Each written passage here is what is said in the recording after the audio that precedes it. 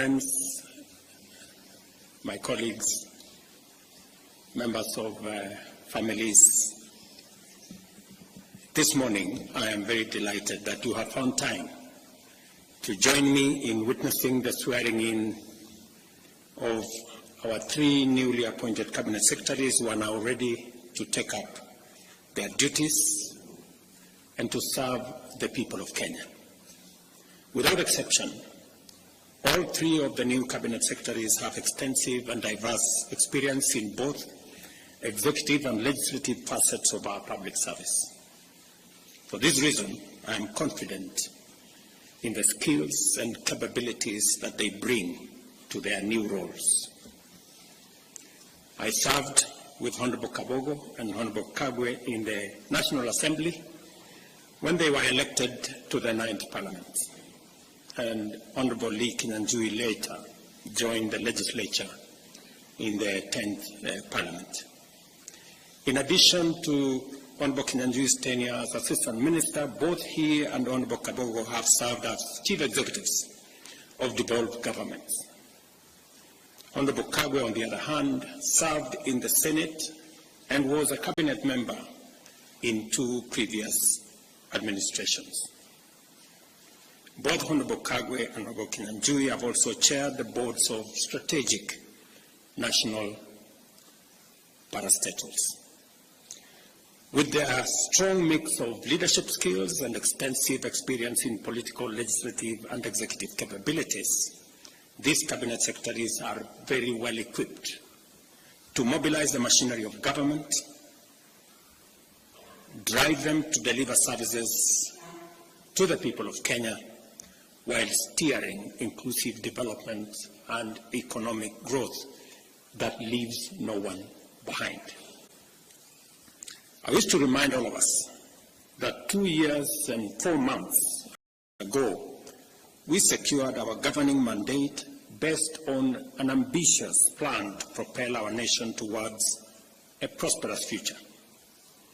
The bottom-up economic transformation agenda is now well underway, with intensive and extensive work being carried out across the country in all priority value chains and cross-cutting enablers that constitute its strategic pillars. Thousands of new housing units are being built across Kenya, employing hundreds of thousands of people, facilitating transformative industrial growth in many supply chains in the construction sector, and providing opportunities for decent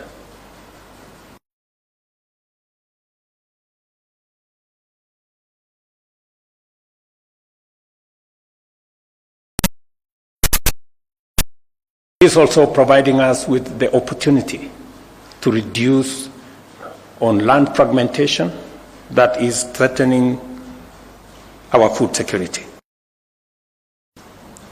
On the other hand, productivity in agriculture and livestock has enabled sufficiency and self-sufficiency in critical crops, including maize and sugar, while community health promoters are actively delivering timely and quality primary health care services at the grassroots level as we make unprecedented strides in the universal health coverage plan.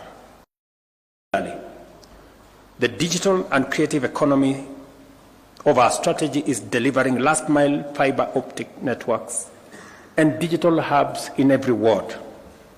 Thousands of Kenyans have already tapped into the opportunities this sector offers, and we are only getting started. The hustler economy is also undergoing unprecedented transformation as we promote financial and regulatory inclusivity through our Hustler Fund and related regulatory frameworks. This ambitious transformation is unfolding in what we see as challenging economic times, marked by volatility in the prices of essential commodities, especially petroleum, while global conflicts, geopolitical disruptions, in supply chains, and also in the context of an oppressive debt crisis fueled by an unfair global financial system and extreme weather patterns that is exacerbated by climate change. These factors have complicated our post-pandemic recovery, constrained fiscal space, and diverted resources from development to debt payment, disaster recovery, and climate action. As a result, our capacity to create opportunities at a pace that addresses unemployment for the growing youth population has been severely undermined. In this daunting context, the people of Kenya have tasked us with the responsibility of undertaking a historic transformation. We acknowledge the complex and dynamic challenges before us, but we remain determined to see through the implementation of our transformation agenda. This moment calls for extraordinary ability, strength of character, steadiness of purpose, clarity of mind, and devotion to our national values and principles of governance. It also demands unity, teamwork, synergy, and goodwill within and among various teams and organizations that comprise government. The cabinet is at the heart of this ecosystem.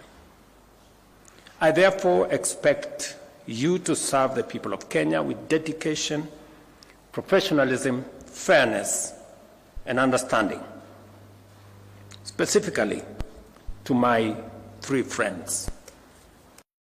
We know each other very well, and we've come a distance together. And I know for not this administration, but for the people of Kenya.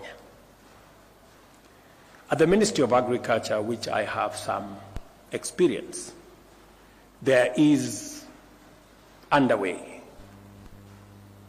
a major transformation, a shift from consumption subsidies to production support.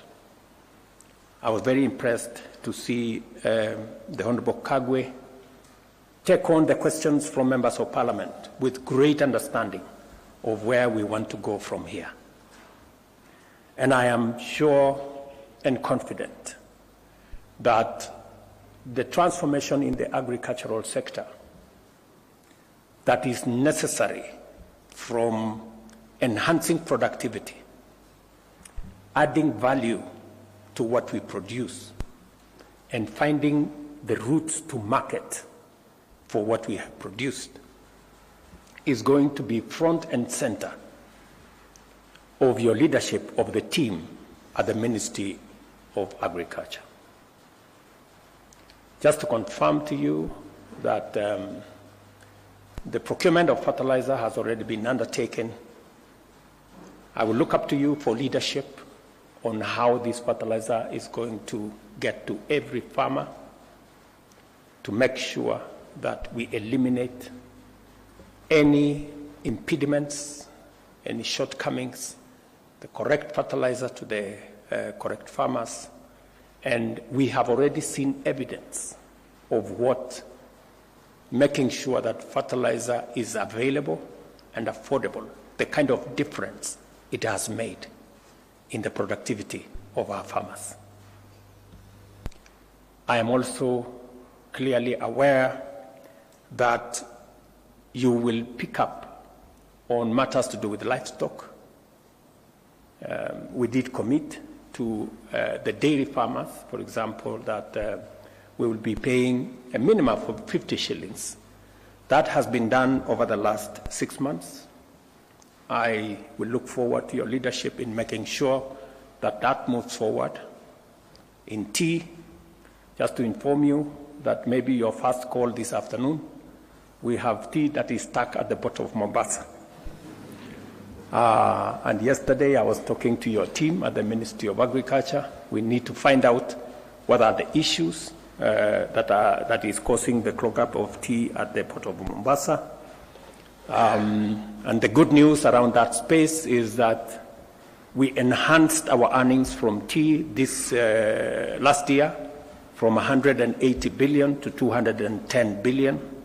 And farmers are expecting us to look at the future, and they expect us to do better in the coming year. I have no doubt that you have what it takes to take that forward. We have just concluded 2 days ago comprehensive economic partnership agreement with the UAE that provides us a big market for dairy products, for agricultural products. The trade between us and the UAE is almost 370 billion Kenyan shillings. A big majority of that is coming from our agricultural sector. With the signing of the comprehensive partnership agreement with the UAE, we expect our numbers of export of especially livestock and livestock products to increase. And I'm very happy that you are seized with the matters that will assist us access those markets, making sure that our products meet the sanitary and phytosanitary requirements for the markets that we are focused on, making sure that our meat, dairy, and other products also meet the standards that are required. I am very confident that the challenge we've had persuading farmers to vaccination, you have what it takes. You've done it before with the vaccinations that were there. And I was very happy that you made the position, you took the position, which I share, that it's a voluntary exercise and nobody will be forced to do anything. All we want is to make sure that our products meet the very high standards set by our markets. The same thing in the rest of the value chains in coffee. Me and you have already discussed the future of what we need to do in coffee, what we need to do with the avocados, what we need to do in the many other aspects. And of course, the partnership that is going to be there between the Ministry of Agriculture and the Ministry of Industry, providing the ecosystem for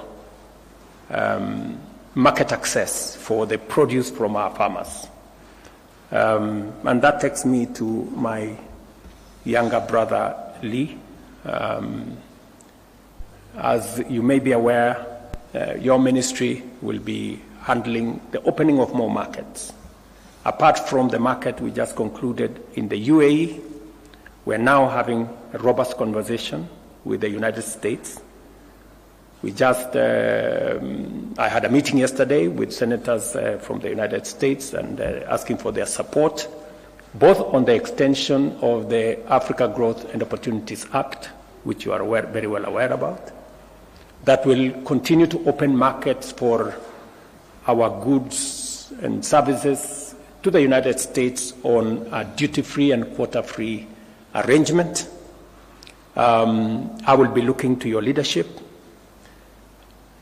for our team at the Ministry of Trade, Investment and Industry on concluding those negotiations and making sure that the AGOA market continues to be open, and also on concluding the discussions on the STEEP negotiations, the bilateral arrangement between Kenya and the United States. I will also be looking for your leadership in making sure that we take full advantage of the coming into force of the tripartite agreement between COMESA and EAC and SADC, which came into force 6 months ago, I think in June last year, and how Kenyan products can access the huge 1.4 billion African market. I will also be looking for your leadership in making sure that we conclude the 200 plus markets that we are building around the country, and working with devolved units, which fortunately you have been an executive in one of them, to make sure that our farmers have access to decent spaces for them to carry out their business.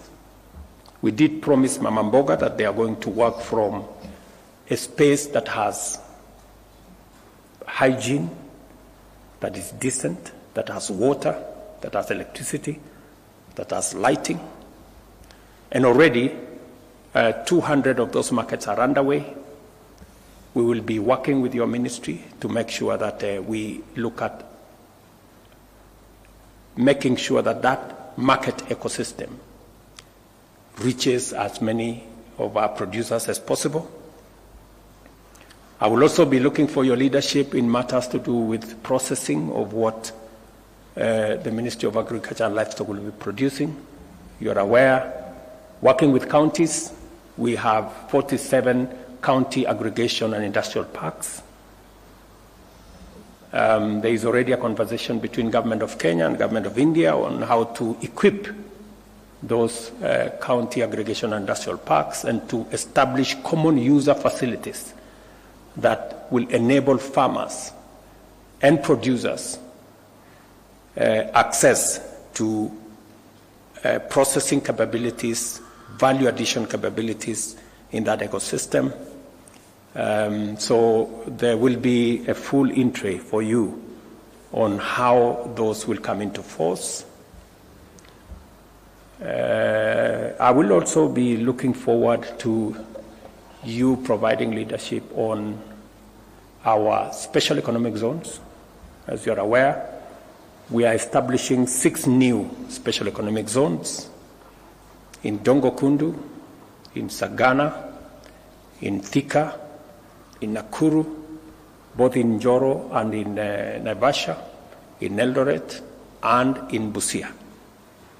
And just to give you a heads up, we will be in Busia on Wednesday, and probably you may want to find details of how that is going. I'm told it's going very well.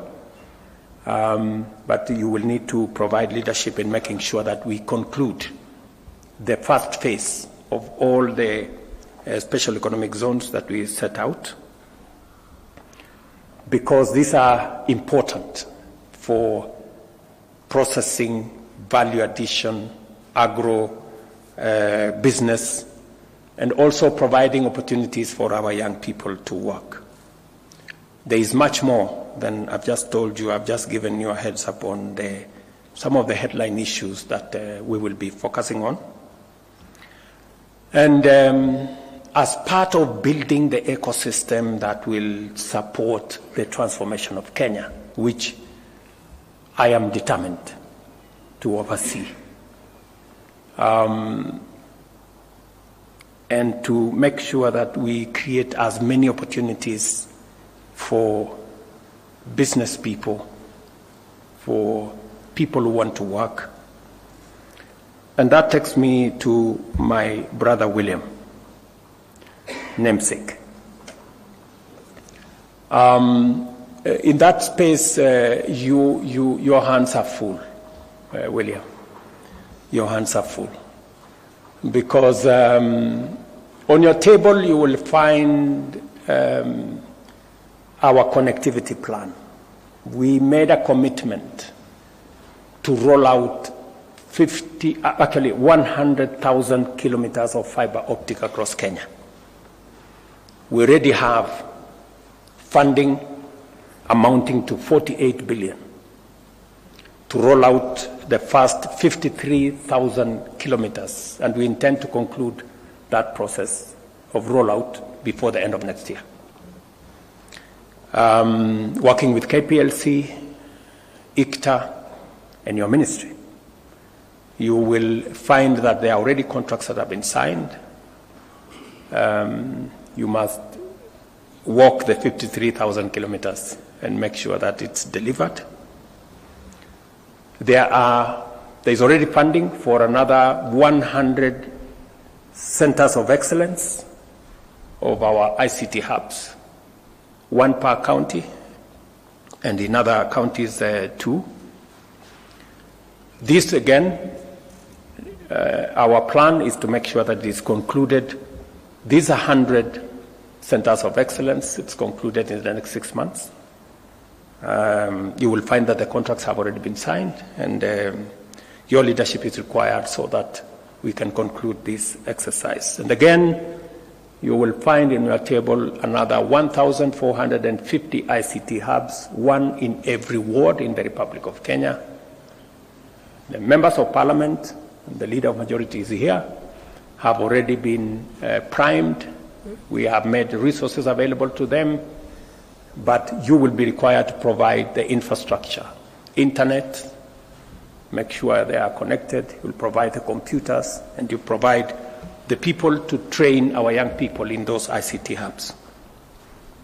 Good news also is that you will find on your desk that already the World Bank and the government of Kenya have provided resources for 145,000 computers for these ICT hubs.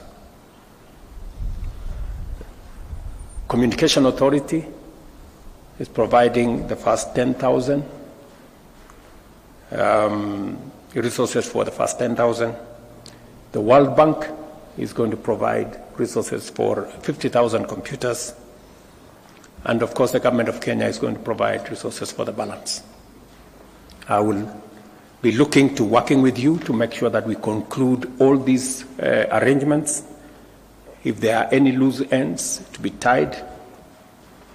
And the good news also is that because we are building an ecosystem to make sure that the ICT space, the technology space, the digital space becomes a space for work and for commerce.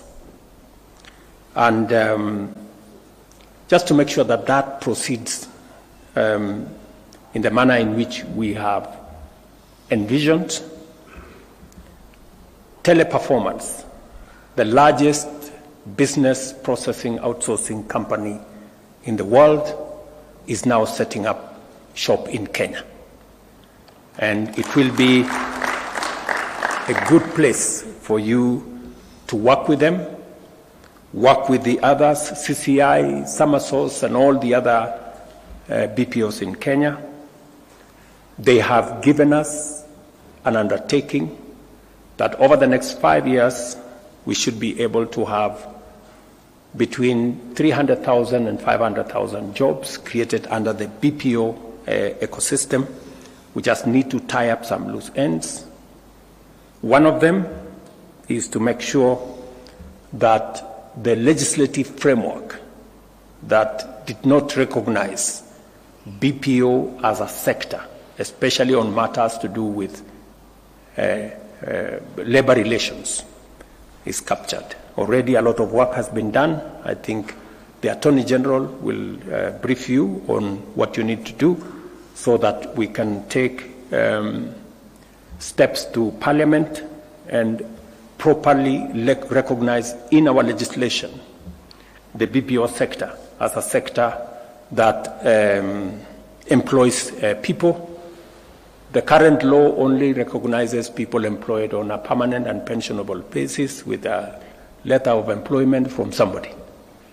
This space operates differently, and therefore we need to capture it and to work towards making sure that we provide opportunities.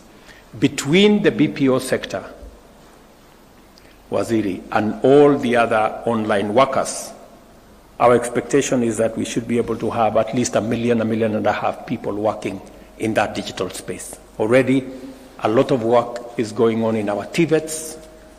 There are some already set up ICT hubs, and I'm very confident that under your leadership, we will be able to create the necessary environment for the young people of Kenya to take up their talents, their energy, and their expertise in the digital space to work, to create commerce, to do business, and to move forward.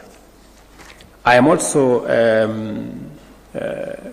confident that with a cloud policy that has already been forwarded to Cabinet, we will be discussing that initiative in the next Cabinet on Tuesday next week, so that we can also provide the legal framework to support the whole industry. And also to mention that already the digital and the ICT ecosystem is providing manufacturing capacity in manufacturing phones and other gadgets. And I will expect you to oversee what interventions and incentives government can provide for us to move into the future. Allow me, therefore, to say that I expect you to serve the people of Kenya with dedication, professionalism, fairness, and understanding. While we must be firm and effective in our actions, we should also approach our engagements with compassion and patience, particularly when communicating with the public. We must also do more to minimize misunderstandings and enlist all citizens in the collective task of national transformation. With limited fiscal space and ongoing austerity measures, many are being asked to make do with less than expected. It is important that we consistently clarify the state of affairs and articulate our vision, embracing short-term austerity for long-term prosperity, while prioritizing investment in the multipliers of opportunity and abandoning expenditure on consumption. To articulate this position effectively, we must be transparent, accountable, and efficient in managing public resources. We must be excellent stewards of public funds, taking a strong stand against corruption and wastage. As the implementation phase of the bottom-up economic transformation agenda progresses, we must get it right every time. I trust in your ability, readiness, and willingness to provide effective leadership, and look forward to benefiting from your true and faithful counsel. I urge you to live up to the oath you have just taken every day, to obey, respect, and uphold the Constitution and all the laws, to serve the people with honor and dignity, and to hold your office with the highest integrity. Most importantly, I hope you will strive to be the strongest and most reliable link in the chain of the executive. I trust that you will be the officers to rely on for wisdom, strength, clarity, and courage. For my part, I commit to provide you with all the support, encouragement, and resources as I do to the rest of my team in Cabinet, so that you can excel in your duties and deliver to the people of Kenya. My very best wishes, and I look forward to working with you. Asanteni sana.